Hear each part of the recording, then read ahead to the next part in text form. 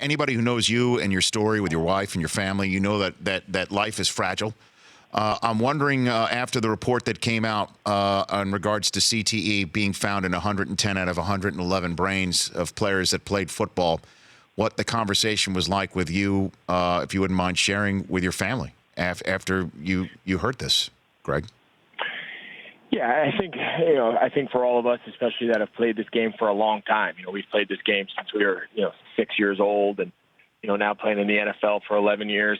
This has been a game that obviously has been very good to me. It's been a game that, it's really all I've known almost my entire life. It's been a game that's been, a big part of it. But, those statistics are, of course, startling, and they, of course, get your attention. And, I just don't think you can be, naive about it and totally dismiss it. But I also think there's a part where I think there's a lot of information left to be had. I think when you read the reports, as a lot of us have, even the doctors that are conducting these studies are the first to say, let's conduct some studies on, non-football players and get a little bit more of a control group and really start diving into what these numbers mean. So, of course, we never want to see anybody, football player or not, have struggles later in life. And if there's ways, at this point during their career or, immediately after that we can curb some of these results, I think we'd all be the first to sign up for that. But, to say that I'm going to second guess playing football or anything like that, I'm not. Football is a game that, like I said, has been a big part of my life my whole,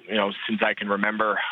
It's obviously been very good to me. It's something that I still, this long, really still enjoy doing. So I'm not going to second guess it. We all know what we signed up for.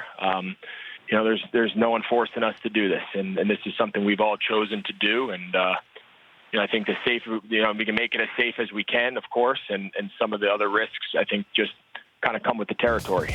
The Rich Eisen Show, weekdays at noon Eastern on radio stations across the country and audience.